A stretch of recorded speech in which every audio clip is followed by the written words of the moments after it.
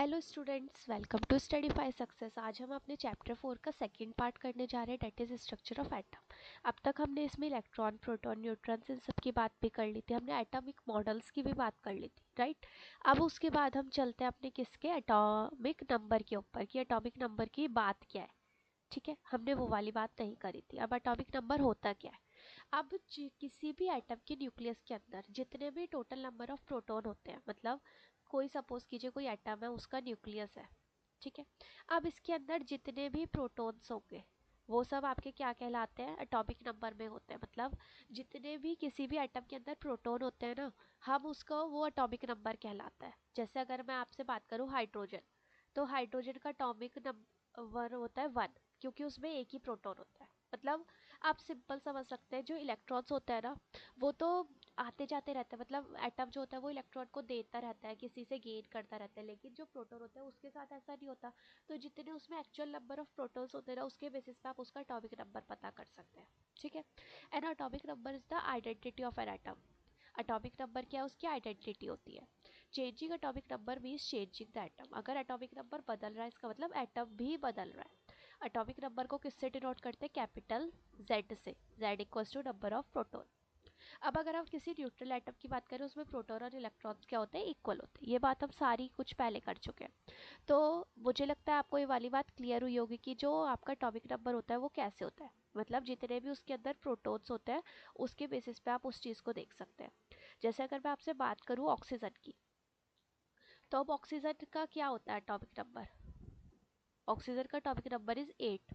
तो उसके अंदर कितने प्रोटॉन होते हैं, 8 प्रोटॉन होते हैं। तो आप इस चीज़ को ऐसे भी समझ सकते हैं, जितने प्रोटॉन्स होते हैं उतना ही उसका एटॉमिक नंबर होता है। इलेक्ट्रॉन्स के बेसिस पे आप इस चीज़ को नहीं करते डिफाइन। ठीक है। अब नेक्स्ट बात आती है हमारे मास नंबर की। मास नंबर क्या होता है। अब मास नंबर क्या होता है, it is a sum of total number of protons and number of neutrons lying in nucleus of an atom. अभी हमने एटॉमिक नंबर में क्या पढ़ा कि जितने प्रोटॉन्स होंगे, राइट, वो क्या होता है आपका atomic number, that is capital Z, right. अब मास नंबर क्या होता है, प्रोटॉन प्लस न्यूट्रॉन्स। तो ये चीज़ आपको ध्यान रखनी है कि जब आप प्रोटॉन प्लस न्यूट्रॉन करते हो तब आपका क्या बनता है, आपका मास नंबर बनता है। और जब अगर आप केवल प्रोटॉन्स की बात करते हो तो वो क्या होता है, आपका एटॉमिक नंबर होता है। अब इस चीज़ को हम थोड़ा सा और समझते हैं। जैसे ना आप इस चीज़ को ऐसे भी डिनोट कर सकते हो, number of proton plus number of neutron को प्लस करके। कभी कभी ना ये जो डिनोट करके आपको शो करा हुआ है ना, ये भी आपसे पूछ लिया जाता है कि ए क्या होता है। अब पहली बात, मास नंबर को आप ए से रिप्रेजेंट करोगे और एटॉमिक नंबर को आप जेड से रिप्रेजेंट करोगे। ठीक है। अब इसमें ना एक और क्वेश्चन बनता है जो मुझे अभी इसी मूवमेंट पे आ रहा है कि कभी कभी ना ये पूछते differentiate between mass number and atomic number. अब आप क्या कह सकते हो, mass number is number of proton plus number of neutron, atomic number is number of proton only. Mass number का जो आप डिनोशन है वो बता सकते हो, एटॉमिक नंबर का भी बता सकते हो, कुछ उसके एग्जाम्पल्स दे सकते हो, राइट। अब इसमें ना एक बहुत इंपॉर्टेंट चीज़ आती है, that is representation of atom, कि एटम को रिप्रेजेंट कैसे किया जाता है। जैसे देखिए इसमें क्या कह रखा है, 13 Al 27, राइट। तो इससे आपको कैसे पता चलेगा, जो सबसे नीचे होता है वो होता है उसका एटॉमिक नंबर, और जो ऊपर वाला होता है वो होता है उसका मास नंबर। ये हो गया आपका ए, ये हो गया आपका जेड, और ये क्या हो गया आपका एलिमेंट, राइट।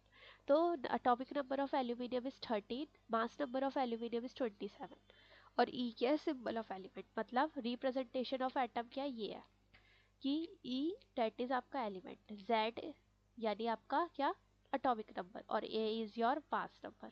तो आपको ये रिप्रेजेंटेशन भी ध्यान में रखना है। इसके ज़रिए आप बहुत सारे क्वेश्चन भी सॉल्व कर सकते हो, क्योंकि कभी कभी क्वेश्चन आपको इस फॉर्म में भी आ सकते हैं। जैसे इस एग्जाम्पल में शो है, क्या है, 37 Cl 35। इसे बोलने का तरीका भी है, पहले आप ये नीचे वाला नंबर बोलोगे, फिर एलिमेंट, और फिर उसके ऊपर वाला। जैसे अगर मैं इसकी बात करूँ 11 Na 23, ऐसे बोलते हैं इसे। ठीक है। तो अब इसमें 17 क्या हो गया इसका, Z एटॉमिक नंबर, 35 क्या हो गया ए, और Cl क्या हो गया ई एलिमेंट, राइट। अब अगर मैं इसमें बात करूँ, इसमें भी सेम यही हुआ, ये हो गया आपका Z, ये हो गया ई, ये हो गया ए। अब इसमें ना आपसे पूछता है कभी कभी क्वेश्चन में कि आप इसमें प्रोटॉन, इलेक्ट्रॉन और न्यूट्रॉन की क्वांटिटी बताओ। अब अगर मैं आपसे इस क्वेश्चन की बात करूँ, ठीक है, या पहले इसकी बात करते हैं फिर उसकी बात करेंगे, या वो आप उसको एज अ होमवर्क भी ले सकते हैं कि आप उसमें अच्छे से उस चीज़ को करें। ठीक है, तो अगर मैं बात करूँ तो आपका जो ये है 37 वाला 17Cl35 वाला, इसमें अब क्या हुआ, ये क्या हो गया आपका Z। Z क्या होता है, एटॉमिक नंबर, जो क्या होता है प्रोटॉन की क्वांटिटी के इक्वल होता है, यानी नंबर ऑफ प्रोटॉन क्या हो गए 17। एक चीज़ आ गई हमारे पास। अब 35 क्या होता है, 35 इज योर न्यूट्रॉन वो mass number, that is A से रिप्रेजेंट होता है। अब ए क्या होता था, number of proton plus number of neutron, right. तो प्रोटॉन है 17, ए कितना है 35, 35 equals to 17 plus number of proton equals to number of neutrons, right. अगर आप इसको माइनस करेंगे तो नंबर ऑफ न्यूट्रॉन क्या आ गए 18 आ गए। अब क्या बचा आपका, अब आपका क्या बचा, इलेक्ट्रॉन बचा। तो इलेक्ट्रॉन क्या होता है इसमें, इसमें क्लोरीन क्या है, न्यूट्रल बता रखा है, कोई चार्ज उसके ऊपर नहीं है, यानी इलेक्ट्रॉन भी आपका क्या हुआ, जितने नंबर ऑफ प्रोटॉन है उतने के इक्वल हुआ। तो आप इस चीज से इस चीज को देख सकते हैं कि आप इसको कैसे फाइंड आउट करेंगे। अब अगर हम ये दूसरे वाले एग्जाम्पल की भी बात करें तो इसमें हमने उसने हमसे क्या कहा है 23 Na 11 Na 23, मतलब 11 क्या हो गया उसका प्रोटॉन हो गए, न्यूट्रॉन कितने हो गए 23 माइनस 11, राइट। अगर मैं यहाँ पे लिख लूँ तो देखिए 23 है क्या आपका A, that is mass number, 11 क्या आपका Z, that is atomic number. अब number of proton is equals to 11, number of neutron equals to 23 minus 11, that is your 12, right. अब ये न्यूट्रल है तो यानी नंबर ऑफ इलेक्ट्रॉन भी इस केस में इतने ही हो गए। लेकिन मोस्टली केस में ना इनके ऊपर चार्जेस होते हैं तो आप उस चीज़ को भी कंसिडर करेंगे। अब जैसे इन्होंने यहाँ पे हमें कोई चार्ज शो नहीं करा तो आप उस चीज़ को कंसिडर नहीं करेंगे, लेकिन मोस्टली चार्जेस शो होते हैं तो आप उस चीज़ को देखते हुए चलेंगे। फिर उसमें क्या होगा, इलेक्ट्रॉन की जो क्वांटिटी, इलेक्ट्रॉन का जो नंबर है वो डिफर करेगा। मतलब जैसे अगर सपोज कीजिए यहाँ पे होता है Na पॉजिटिव, यानी उसने क्या करा एक इलेक्ट्रॉन दिया है, तो इलेक्ट्रॉन का क्वांटिटी क्या हो जाती है 10 हो जाती है। ठीक है, तो आप इस चीज़ को देखते हुए चलेंगे। अब हम बात करते हैं अपने नेक्स्ट टॉपिक की, that is distribution of electrons in various shells, कि अलग अलग शेल्स के अंदर इलेक्ट्रॉन्स का डिस्ट्रीब्यूशन होता कैसे। अब तक हमने एक बात करी थी जो बोहर थे, नील बोहर, उन्होंने अपने बोहर एटॉमिक मॉडल में एक बात कही थी, ये बीच में न्यूक्लियस होता है, इसके चारों तरफ ये क्या होता है, इसके ऑर्बिट्स होते हैं, राइट। अब इन ऑर्बिट्स में जो आपके इलेक्ट्रॉन्स हैं वो मूव करते रहते हैं। तो क्या होता है कि जब भी इलेक्ट्रॉन्स इस ऑर्बिट में मूव करते हैं तो अलग अलग शेल में इलेक्ट्रॉन मूव करते हैं। जैसे मैंने यहाँ पे 3 शेल शो करे, इसे हम थोड़ा बड़ा शो कर लेते हैं। ठीक है, देखिए जैसे ये न्यूक्लियस हो गई, इसके एक बाहर ये शेल हो गया, इसके बाहर दो ही शेल रखते हैं, इससे आपको थोड़ा और अच्छी क्लैरिटी होगी। देखिए अब जैसे पहला एक शेल है, फिर उसके बाद एक और शेल है। अब क्या होता है जो इलेक्ट्रॉन्स होते हैं ना वो इनके अंदर डिस्ट्रीब्यूट जो होते हैं ना वो बोहर बरी स्कीम के थ्रू डिस्ट्रीब्यूट होते हैं। मतलब बोहर बरी स्कीम क्या, पहले वो पढ़ लेते हैं फिर देखते हैं क्या होता है।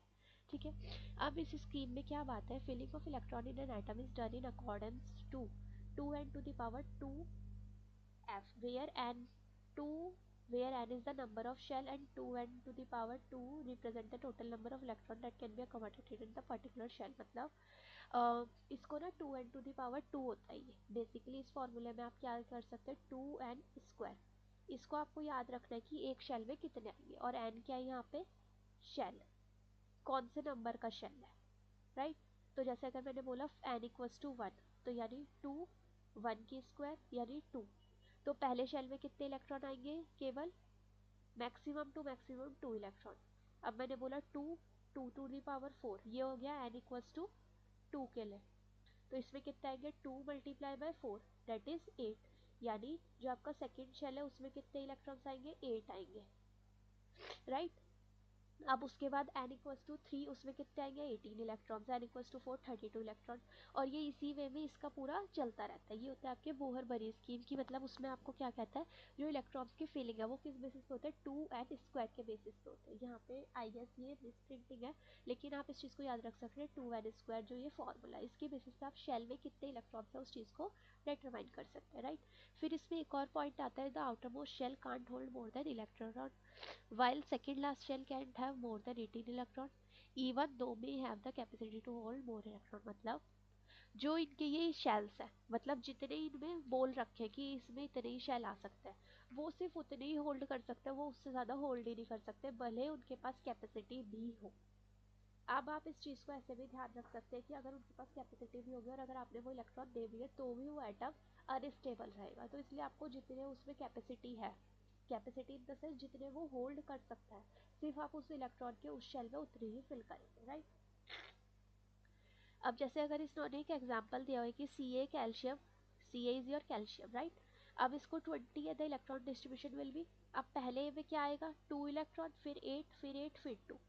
यानी अगर हम कहें, देखिए जैसे अगर ये बीच का न्यूक्लियस है, इसमें 2 इलेक्ट्रॉन आ गए कैल्शियम के, फिर इसके बाहर वाले में कितने आ गए 8 आ गए, कितने हो गए टोटल 10 हो गए, कितने बचे 20, 10 और बचे, ठीक है।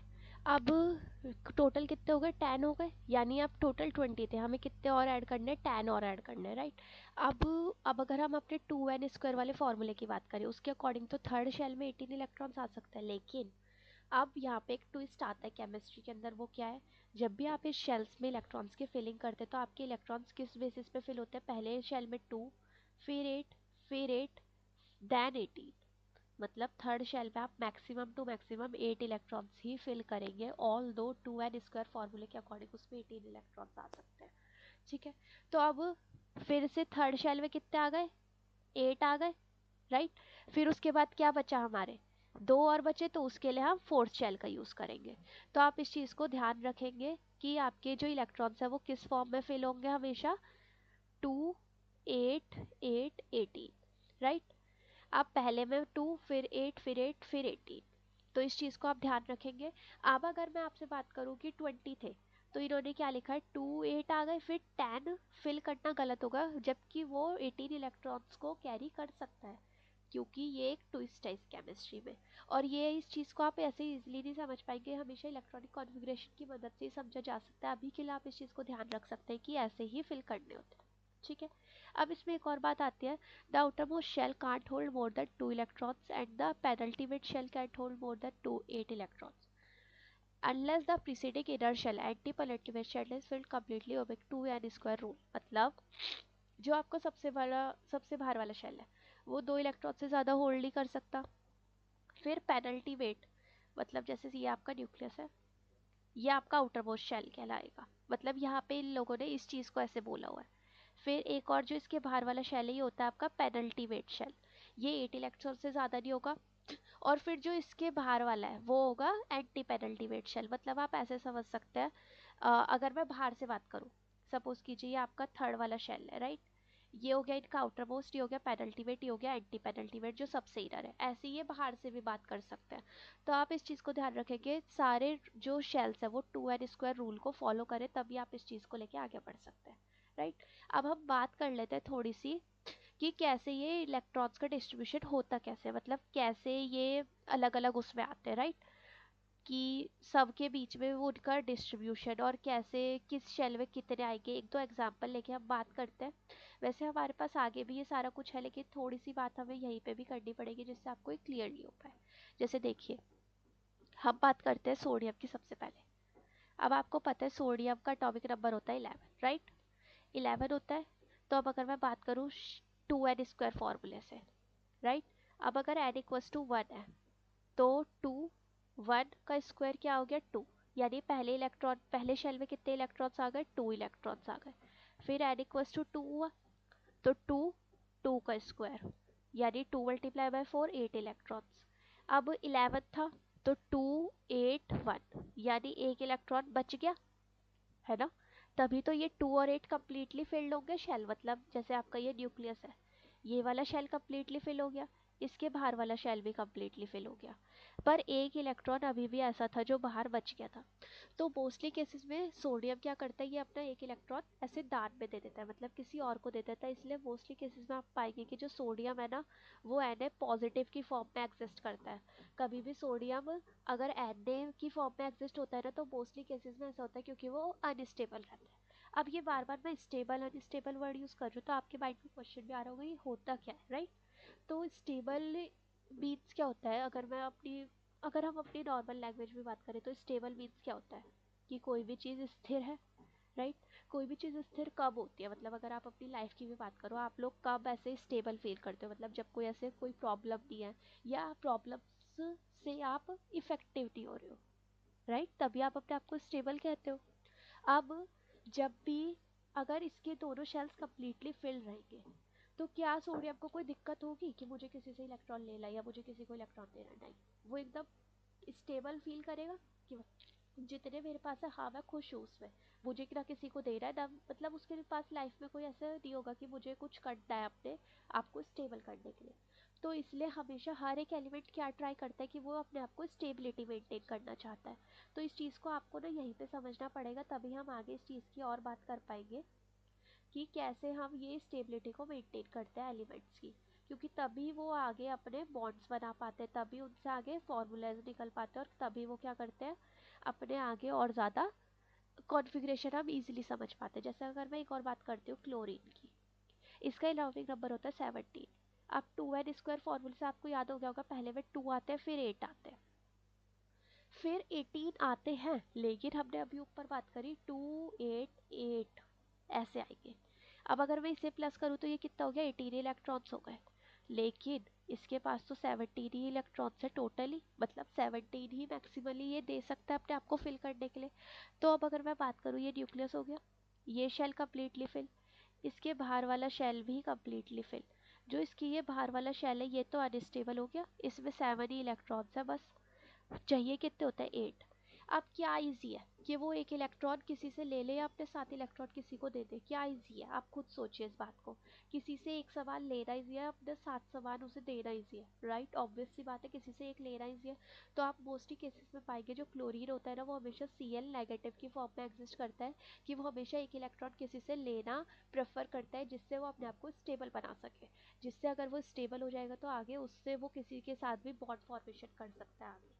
ठीक है, तो आप इस चीज़ को और समझ सकते हैं। जैसे अगर हम एक और एग्जांपल लेते हैं जिससे आपको थोड़ा सा और अच्छे से क्लियर हो, क्योंकि ये चीज़ अगर आपको अभी समझ नहीं आई तो फिर प्रॉब्लम होगी आपको आगे समझने के लिए, राइट। तो अब हम बात करते हैं किसकी, अपने आ, इसकी नियॉन की, डेट इज नियॉन क्या है, एक नोबल गैस है, 10 एटॉमिक नंबर होता है इसका, तो इसकी इलेक्ट्रॉनिक कॉन्फ़िगरेशन क्या हो गई, 2 8, दोनों शेल कम्प्लीटली फिल, किसी से ना इलेक्ट्रॉन लेना किसी को ना इलेक्ट्रॉन देना। तो मतलब ये जब अपने अपने इतने स्टेबल होगा तो ये हर एक के साथ बॉन्ड बना पाएगा ना, हर एक के साथ इसकी बॉन्डिंग बन पाएगी, हर एक के साथ इसका एक अलग टाइप का कुछ कंपाउंड निकल के आ पाएगा। तो इसलिए हमें क्या देखना पड़ता है, हर एक का देखना पड़ता है कि वो कैसे स्टेबल होता है। अब बात आती है, सारी बात बताने के पीछे बात क्या थी, कि सोडियम जो है वो हमेशा पॉजिटिव होता है, क्लोरीन नेगेटिव होता है, नियॉन पे कोई चार्ज ही नहीं होता, राइट। तो ये सारी बात बताने के पीछे क्या हमारा मेन रीज़न है, कि आपको इससे क्या समझ आए, वैलेंसी समझ आए, राइट। वैलेंसी क्या होती है, इसके लिए हम नेक्स्ट वीडियो पे जाएंगे, क्योंकि हम इस वीडियो में उस चीज़ को एक्सप्लेन नहीं कर पाएंगे अच्छे से, उसे समझने के लिए हमें बहुत ज़्यादा पेशेंस की ज़रूरत होती है, राइट। तो अब मैंने आपके माइंड के लिए एक क्वेश्चन छोड़ा कि वैलेंसी होती क्या है, तो पहले आप भी थोड़ा सोचिए कि आपको इस सारी चीज़ों से समझ आ पा रहा है वैलेंसी क्या होती है। ठीक है, एक शॉर्ट ओवरव्यू देती हूँ, वैलेंसी क्या होती है, जो भी किसी एलिमेंट के ऊपर ये जो चार्ज होता है, ये जो चार्ज है इसके ऊपर कोई चार्ज नहीं, यानी ज़ीरो, इस पे -1, इस पे +1, ये होती है इसकी वैलेंसी। इसके बेसिस पे आप उसके आगे इलेक्ट्रॉन्स का कॉन्फ़िगरेशन अच्छे से कर पाते हैं, इसके बेसिस पे आप उनके कंपाउंड का फॉर्मेशन कर पाते हैं। तो अब हम इस चीज़ को, वैलेंसी को नेक्स्ट क्लास में समझेंगे, अपनी नेक्स्ट वीडियो में समझेंगे। आई होप आपको ये वाली सारी बातें क्लियर हुई हो, एंड मेक श्योर जो मैंने आपको लास्ट में ये वैलेंसी वाला कॉन्सेप्ट से ओवरव्यू करवाया है वो चीज़ आप बहुत अच्छे से समझे, तभी आपको नेक्स्ट वीडियो समझ आ पाएगी। Thank you so much all of you.